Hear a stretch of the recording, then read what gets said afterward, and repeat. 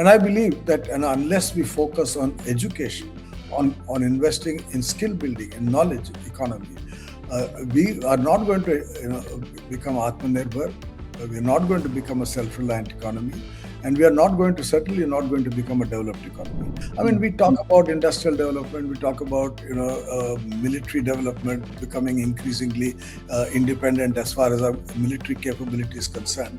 But there is a phenomenon that we don't adequately recognize, which is the inadequate investment that we are making in education, in research and development. I mean, a young generation today should know that India inspired anti-colonial movements Exactly. across the developing world. And I think it's important for us to stand up to the West. I don't think we should be so worried or cowed under by the rise of China to become supplicants of the West. And certainly we should not be seen as being supplicants of the West. Hello and welcome to The Federal. You're watching Off the Beat Track, in which we take a particular issue and speak at in depth with one of the eminent guests.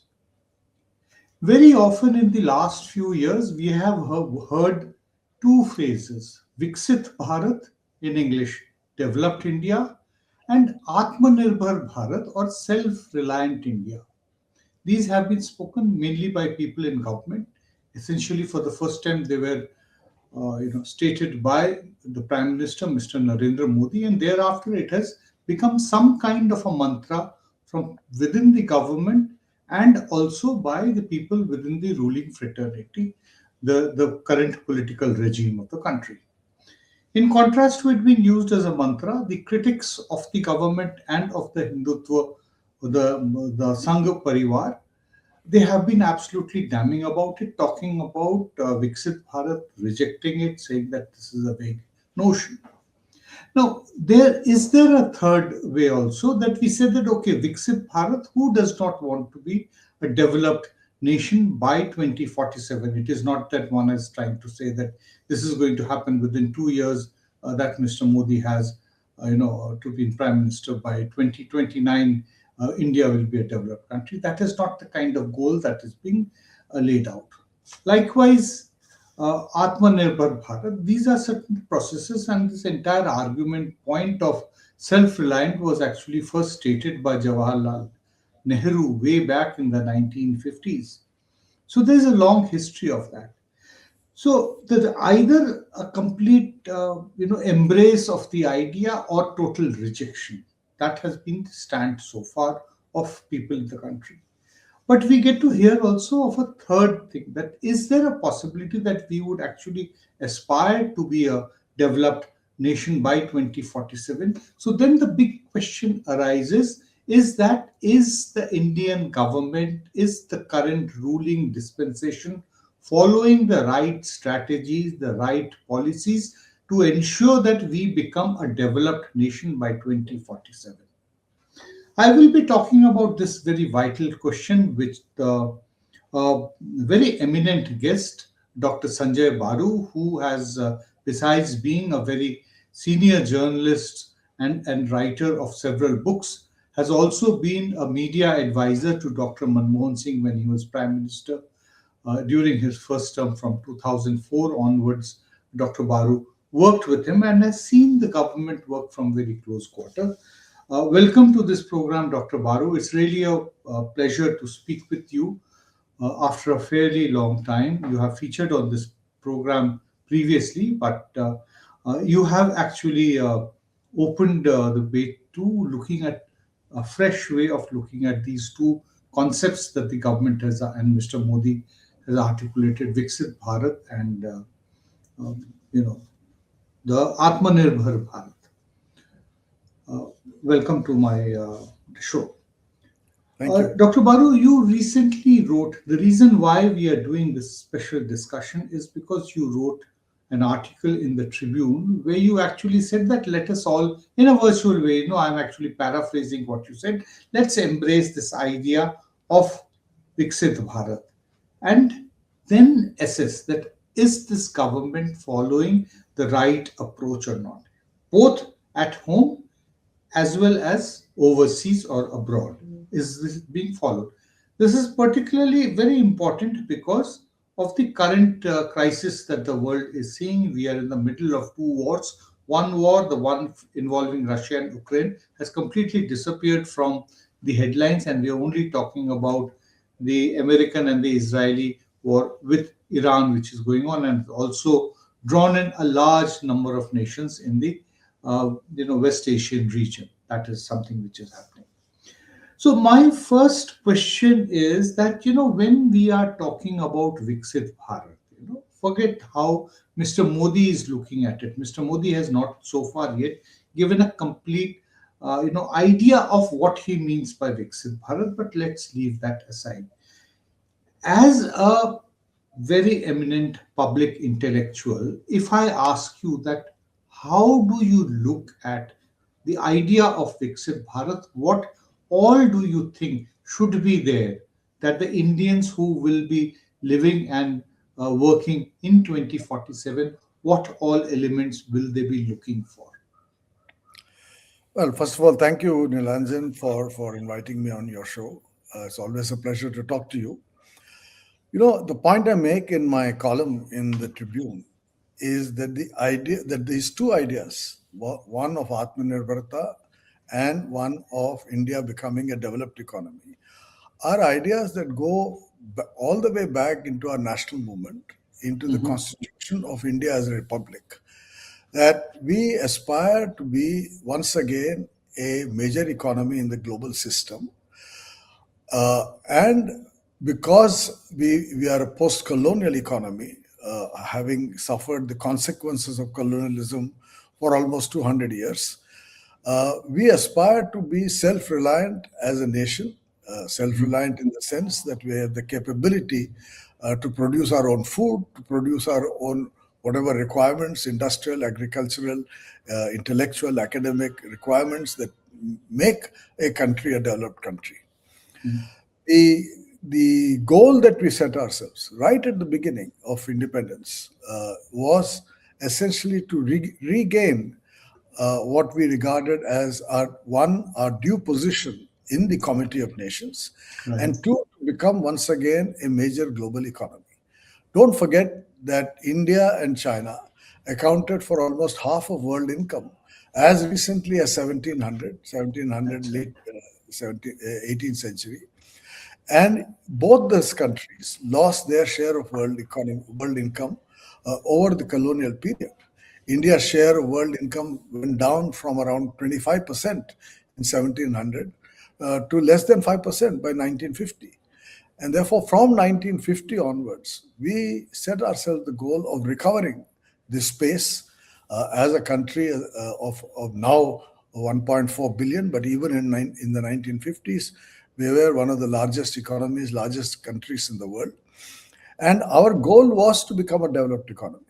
So the Mhm. point I make in that column is, what the geopolitical analysts or those who uh, think about national goals call the grand strategy. What should be India's Mhm. strategy? India's strategy was essentially to recover this lost space, to become once again a major economy in the world. And this has Right. repeatedly been emphasized, whether by Pandit Nehru or subsequently by other prime ministers. In Prime fact, Minister. if you recollect, in his first budget speech in 1991, in July 1991, Dr. Manmohan Singh, who was finance minister in the Narasimha Rao government, in that famous budget speech of his, he said that India's emergence as an economic powerhouse is a time whose time is an Time has idea come. whose time has come, right? He was That's uh, right. using a concept from Victor Hugo. Mhm. And why is it an idea whose time has come? It is an idea whose time had come because the foundation for India's economic development had been laid in the 50s, in the 60s, in the 70s, in the 80s, so that by 1990, we had set ourselves the goal of increasing our share of world income, of increasing our share of world trade, of becoming a developed economy. This is, in my judgment, a shared goal of the entire national leadership. That's Uh, right. the the term Atmanirbharta, which is essentially self-reliance, is a concept that goes back to the first five-year plan. If you go back and see Yes. the documents in the 1950s, we were talking about self-reliance as a goal. And one of the reasons we emphasized self-reliance at that time was because we were beginning our journey towards development in a particularly hostile environment. We had liberated ourselves from Western imperialism, Western colonialism, and we were faced with an extremely difficult global context, even at that time. And unless we had become self reliant, built our own industrial capacity, our agricultural capacity, we would not really become a developed economy. So, both the goal of Aatmanirbharata as well as the goal of becoming a developed economy are goals that we set ourselves at the very beginning of our independence.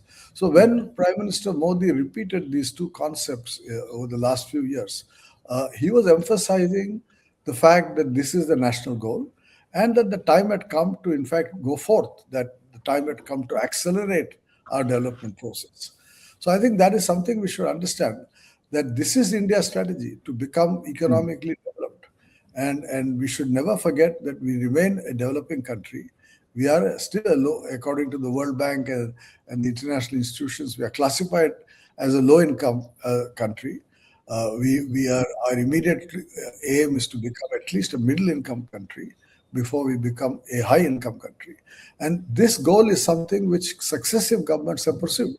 That was the point I was making in my column. Look, let me ask you very directly that what is your assessment of the government of India and the ruling party of today about their grand strategy and policies, both at home and abroad, to achieve these two goals? Well, at home, I think we have more or less walked the talk. The kind of ideas that came up in the 90s.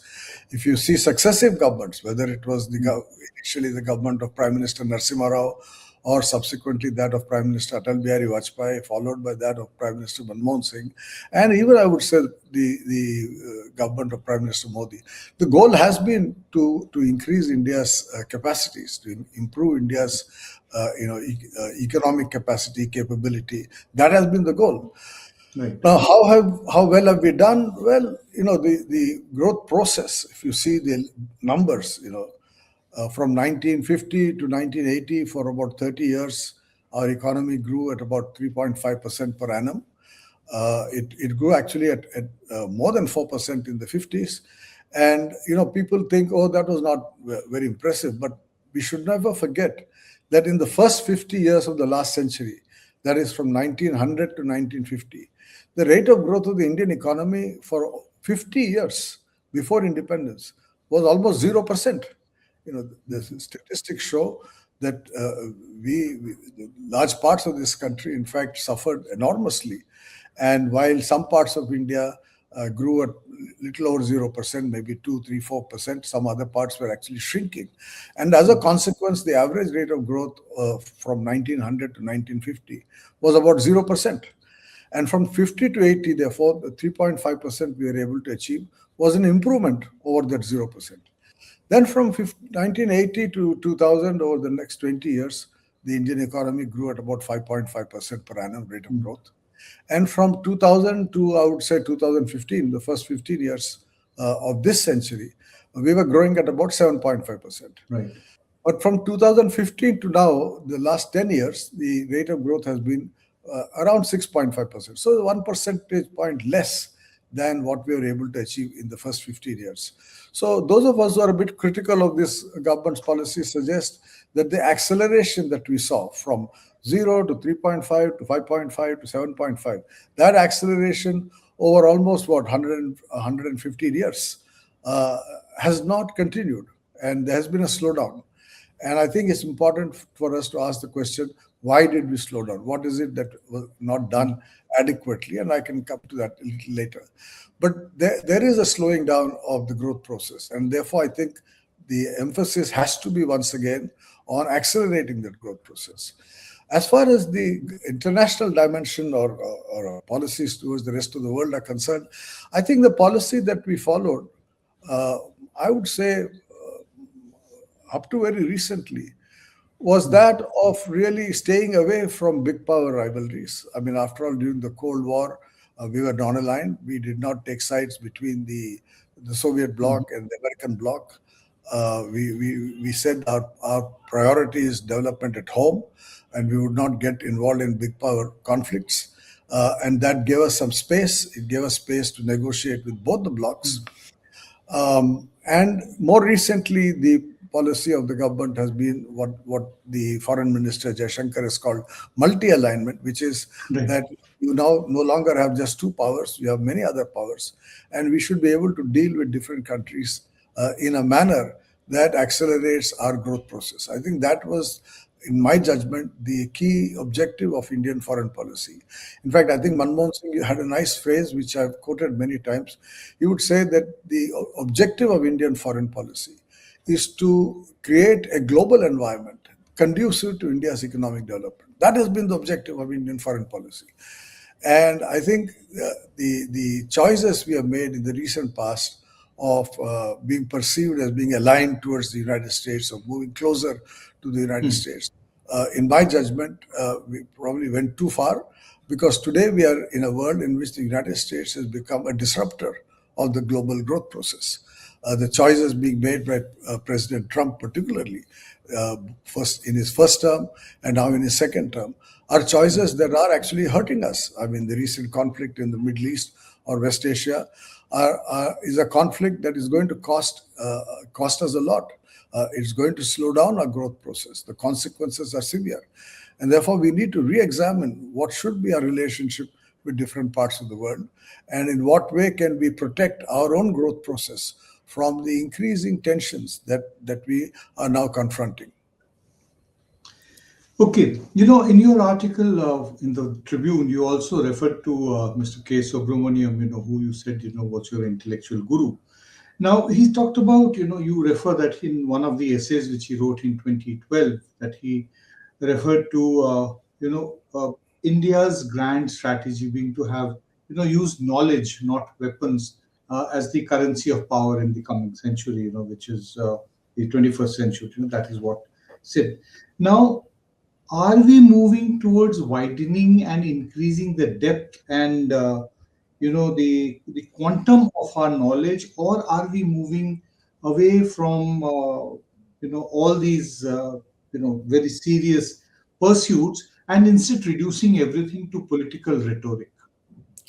Well, I think this is the most important challenge that we are facing. If you look at, for example, China's growth process, and China has done exceedingly well over the last half century. The critical differential between India and China is the amount of investment that they have made in what we could call knowledge economy. In education at every level, primary level, secondary level, higher education level, in research and development, in using knowledge as an economic variable.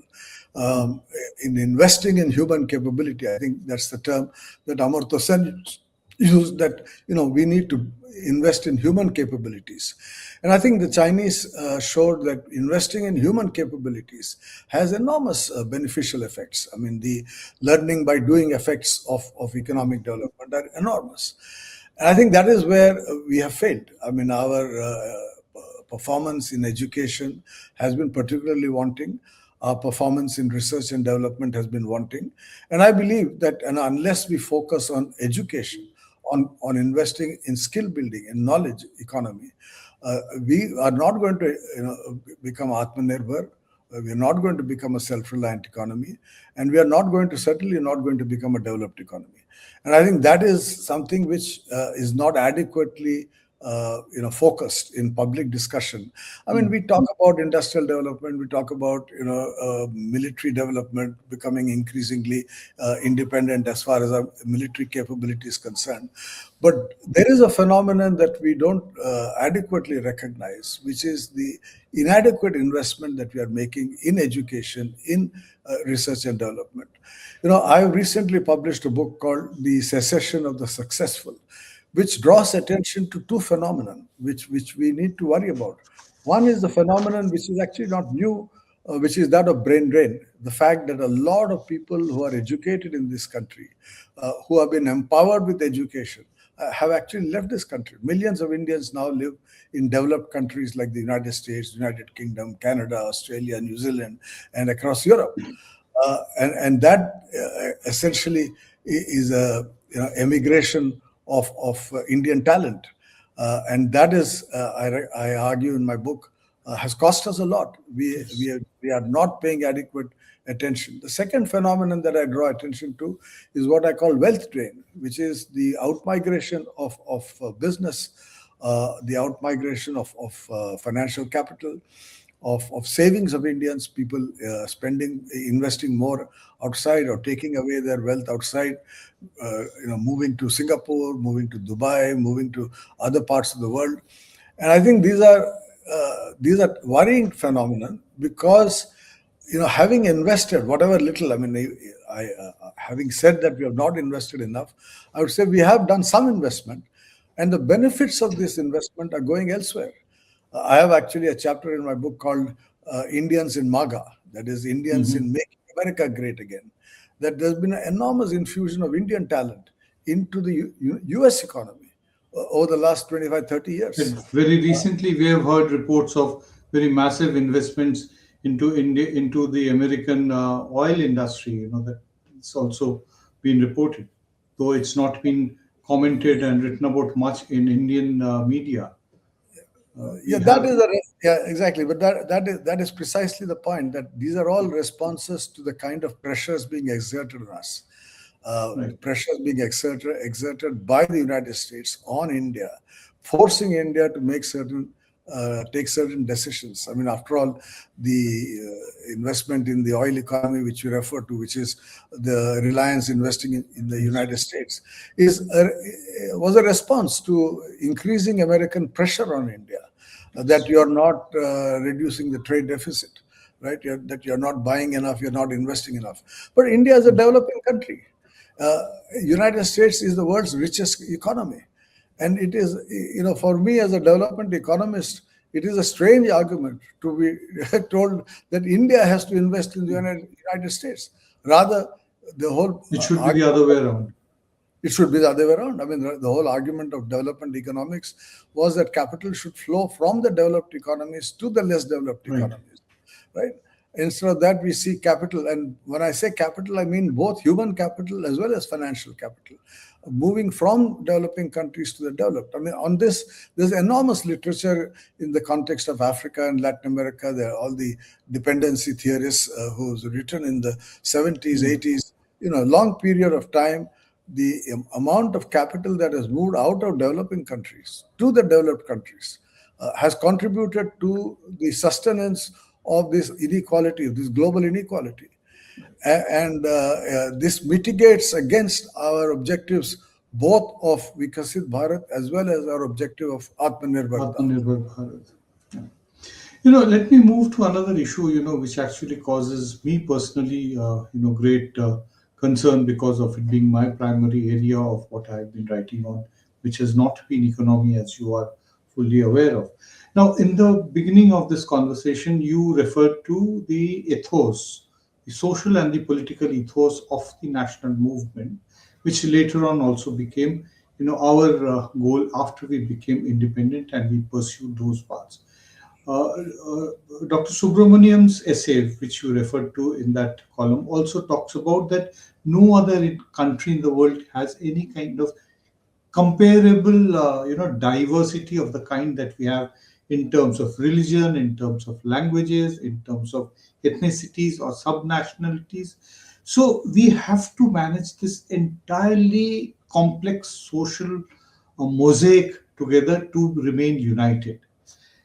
Over the last few years, the policies being pursued more by the ruling dispensation, and obviously the government also comes in. Do you think that we are moving in the direction of being united, which has been a very challenging goal? We have virtually spent our entire careers in journalism trying to track the level of and the extent of communalism and the outbreaks of communal riots happening in various places. So, do you think that we are pursuing strategies to have a greater, amount?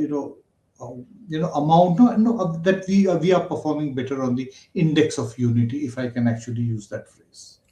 I think that is an interesting point that Mr. Subramaniam made in that essay, which he published, I think, in 2012 or 11, if Well, I'm that's not. what you wrote, yes. That's right, 2012, which is that there were two goals when we became a independent nation, a new republic.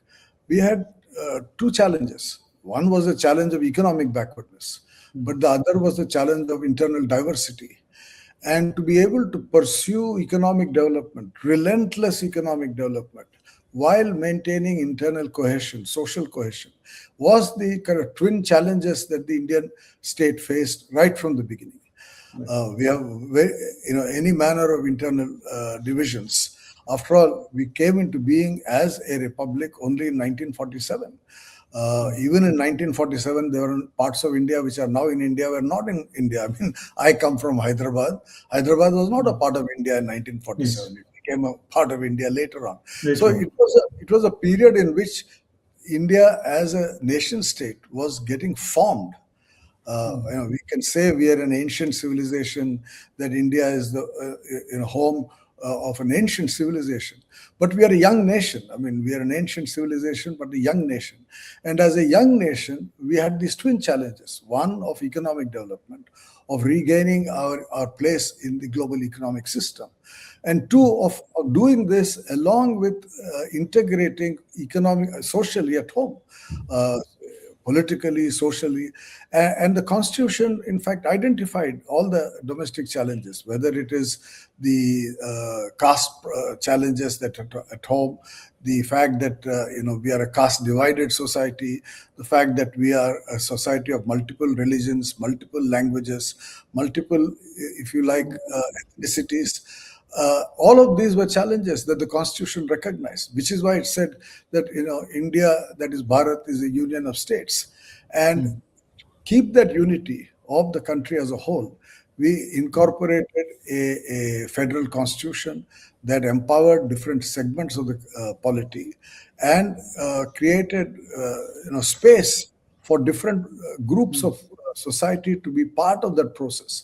And I think that is what, in the recent past, we see increasing concern that that unity which was there, which was constructed on the foundation of national aspiration to become a developed nation, to become a sovereign, socialist, democratic republic with a liberal polity. That is being challenged. And these divisions, whether they are based on caste or religion or language, which again is another factor that Language we is need, another all these are thing. divisions, and we have to accept that these are existing internal divisions, not necessarily conflictual, but they are what you might call parallel loyalties. Each one of us has multiple identities. I mean, we have our language identity, linguistic identity, we have a religious identity, we have our regional identity. And to be able to give everybody a sense of belonging is an important part of the pursuit of Viksit Bharat. You cannot become a developed economy with sections of society or parts of the country feeling alienated, whether it is in the northeast or Kashmir or in the south. The feeling that we are not part of the system, we are not getting our due share. That should not be there. It has to be a process in which everybody feels they're part of the whole project of building a new India, building a developed India. And I think that is what we have to keep, that objective we have to keep in mind all the time.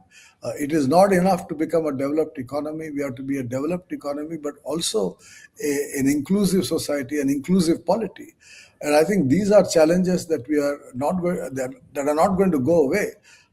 But first, we must recognize that they are a challenge, and then work towards ensuring that these challenges are mitigated, that these problems are mitigated. You know, when we speak to people who are part of today's political regime, they say that it is not necessary to be very unified. There is a fairly strong, large majority, and we have a fairly powerful and potent government which can keep law and order crisis under check. So we really do not need to be what you people are bemoaning, a unified, inclusive, secular nation. We can do it despite that. Now, the question is that how exactly will such a communalized polity prevent India from attaining the goals of Viksit Bharat and Aatmanirbhar Bharat?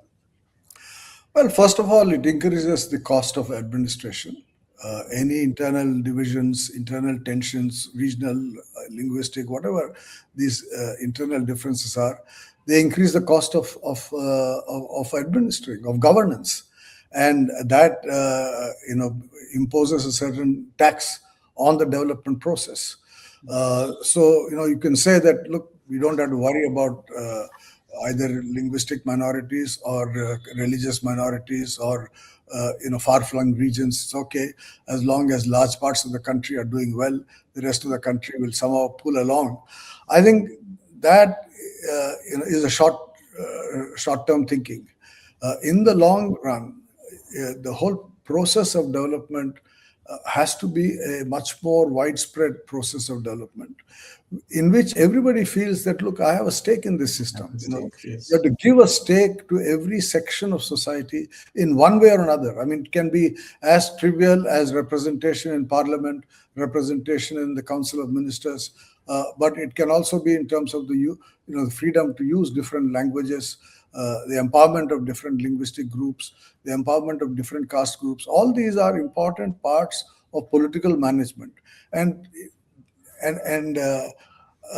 any divisive politics can only harm the growth process, can increase the cost of development and delay development. And I think we've seen that happening time and again, that whenever the country is about to take off, these internal divisions do impose a burden on government. They impose a burden on those who have to take decisions because their attention gets diverted. So I think it's important that the political leadership of the country should be seen as unifying the whole country, taking the whole country along, and pursuing a policy in which everybody feels that we are part of this process. One last question. This pertains to the politics of targeting by the Prime Minister, Mr. Narendra Modi. A large part of his political rhetoric have been directed against Jawaharlal Nehru and Indira Gandhi, as we do. Jawaharlal Nehru, we talked about, Aatmanirbhar, self-reliance, essentially being just a rephrasing of what was self-reliance, both in theory and in practice from the 1950s, as you said, from the first plan itself, and then throughout that, the 60s, 70s, 80s also, till uh, the advent of the government of Mr. Manmohan Singh in 91. Self-reliance was a very core principle of various Congress governments which were there. Even the Janata Party government which were there for 2 years between 77 and 79, they also did not deviate from the objective of self-reliance being very part of India. Now that and Indira Gandhi, of course, Indira Gandhi being targeted for her emergency, for her various things. But somehow or the other, a large number of people, including you have also mentioned about how Mr. Modi has targeted Jawaharlal Nehru, yet drawn on his principles.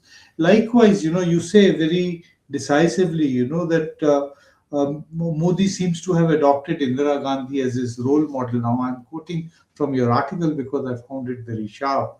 As his role model on a range of policy issues and his style of prime ministerial governance, he has not yet acquired her sense of personal courage and confidence to stand up to such external bullying.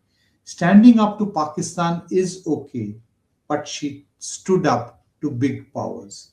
I guess you are trying to refer to the 71 war when she stood up against the Americans, and with the Seventh Fleet at the doorstep, she still was not daunted in any way. I would like to tell you, know from you a bit more about this. That what is it that you know leads the people to ignore those aspects which are not being referred to by a political leader of today? Is it pure political communication, which is that work that we are seeing? You see, in a democracy, there would be differences between political parties, right? I mean, Yes, after there all, will be. Yes. they are competing for the affection and support of the same electorate, That's right. and therefore it is natural that political parties will differentiate themselves from their predecessors. But having done that, and that is done particularly at the time of an election, having done that, I think it's important to recognize that over the last 80 years, successive governments have built this country that in their own way. I mean, we made many mistakes. Every government over the last 80 years has made its mistakes. But Yes. these are mistakes made in the process of learning, of doing, of building a new India. And Nehru made his mistakes. It's not as if Nehru did not make his mistakes. But then he was leader of the country when the country was still a very young nation. Yes. And after all, it was during his period that Hyderabad became part of India, Yes. that Goa became part of India, and so on and so forth. So Junagadh too. Junagadh too. So the successive governments have had the responsibility of taking this process of India becoming a developed country, regaining its due place in the Committee of Nations as their agenda. And it's all right to criticize your predecessors. There's nothing wrong in criticizing previous governments, but I think it's Oh, also important to it's no, also absolutely important. nothing. Yeah, nothing wrong, but it's important to recognize that at each stage, Indian political leadership has stood for India's development. I think that sense of nationalism and patriotism was there in every single government. I don't think any prime minister can be accused of not being a nationalist, okay, right, right. or not being patriotic. But I think the point is that when you're challenged, as we have been in the past. I mean, even in Nehru's time, and certainly during Indira Gandhi's time, when we were involved in the liberation of Bangladesh, Yes. when the United States and China came together against India and were working with Pakistan, I think we showed a certain level of courage in dealing with these big powers. I think my particular criticism at this point is that in dealing with President Trump, we have not shown that kind of steadfast, courage. Right. I think the American project of making America great again has now been revealed by the Secretary of State of the United States, Mark Rubio, when he spoke at the Munich Security Conference. When he That's laid right. it bare, I mean, he said to the Europeans that, look, you and I, we the Christian West, and this is the language he used, we the Christian West dominated this world for the last 500 years. We were able to, emerge as the world powers, and we are now being challenged. And who are they being challenged by? The language of Mr. Rubio, he says, we are being challenged by godless communists, quote unquote, Mm. and post-colonial nations. Now, the godless communists, of course, was a reference to China, but Mm. reference to post-colonial nations, I mean, that was shocking to me. That to see countries like India, Brazil, South Africa, so many other post-colonial nations all across Asia, Africa, and Latin America, which came together in the 50s.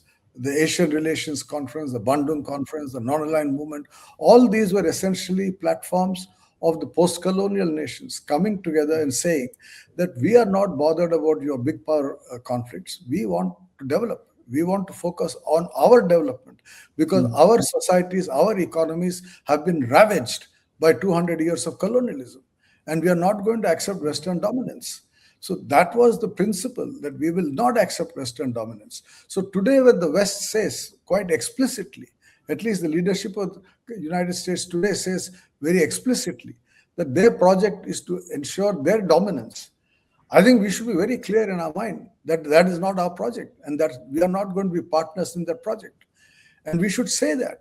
It's not enough to be keeping quiet and saying, no, no, we are pursuing our own agenda of Viksit Bharat. We are going to become Aatmanirbhar. That's all right.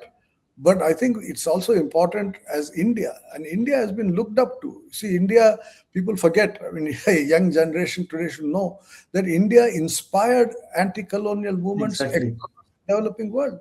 Yeah. Mahatma Gandhi became an inspiration in Africa, A in global Asia. icon.